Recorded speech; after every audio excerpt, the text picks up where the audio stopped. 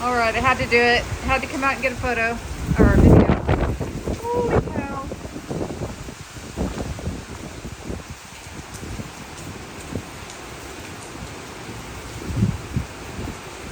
And my hibiscus fell over.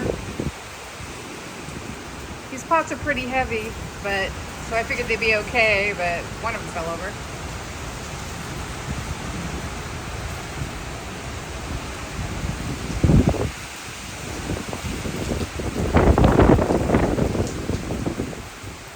Can you believe we still have electricity? I guess it's a good thing about living near the courthouse and all the city buildings.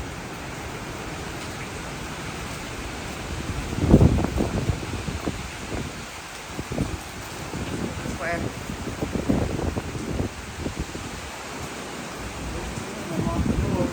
Don't you dare lock the door on me! Everybody thinks I'm crazy for going out here.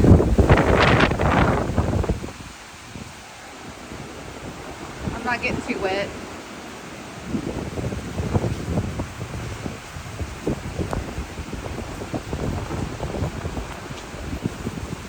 Can you believe my flowers that are hanging up here are still here? Oh, here comes a big wind gust. I can hear it.